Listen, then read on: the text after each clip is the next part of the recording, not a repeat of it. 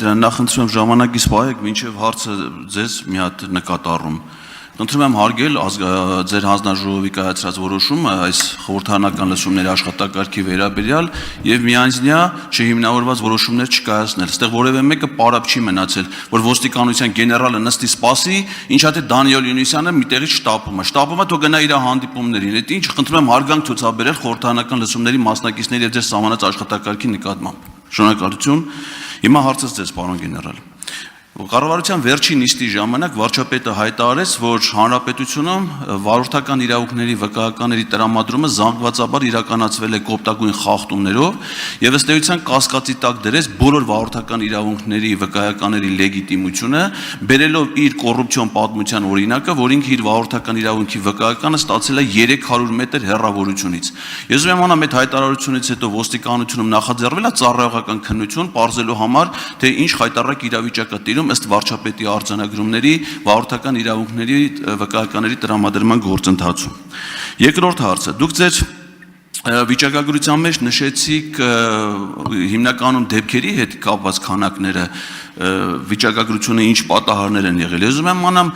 ինչքանով է կատարվել վարչապետի խոստումը 2018 թվականին ադրբեջանա-թուրքական հեղափոխությունից առաջ, որ պետք է Հայաստանում վերացվեն արագաչափերը, տեսանկարահանող սարքերը եւ այլն։ Ես ուզում եմ անամ դրանք արդյոք վերացվել են, թե ավելացվել է դրանց քանակը։ Խնդրում եմ ներկայացնել վիճակագրություն տեսանկարահանող սարքերի եւ արագաչափերի վերաբերյալ մինչեւ 18 թվականը եւ 18 թվականից հետո, ինչպես նաեւ դրանց արձանագրած վարչական խախտումները, դրանց ծավալները։ Արդյոք այդ ամեն ինչը եթե չի ազդում ճանապարհային երթևեկության անվտանգության վրա, հիմնական նպատակը մեր ժողովրդին թալանի եւ կեղեքման նոր մեթոդ կիրառելով կեղեքելը չի եղել։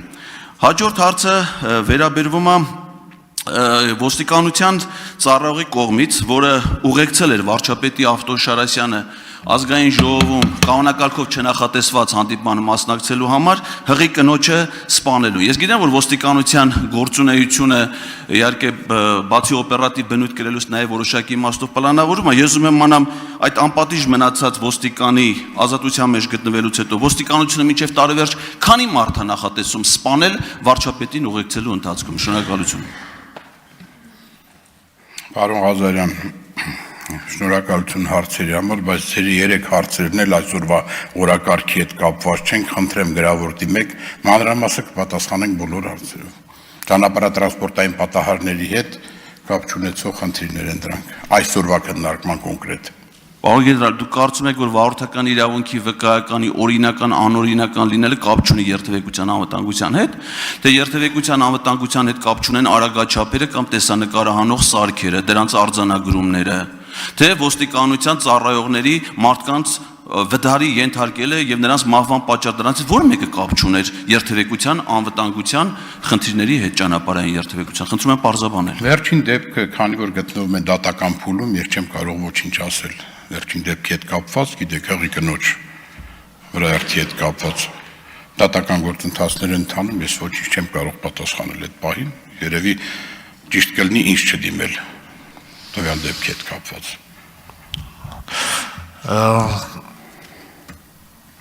Արագաչափերի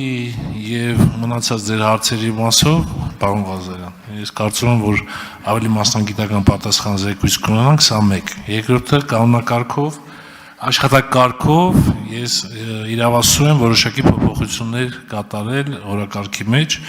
եւ եթե դուք ցանկություն չունեիք լսելու պարոն Հովհաննիսյանի ելույթը, կարող եք դուրս գալ եւ խնդրում սրանից հետո դիտողություններ մի արեք աշխատակարգի վերաբերյալ, որովհետեւ եթե ծանոթ լինեիք, կտեսնեիք, որ ես որոշակի նպատակահարմարություններից ելնելով կարող եմ ինչ-որ փոփոխություններ անել։ Շնորհակալություն, հաջորդ հարցի համար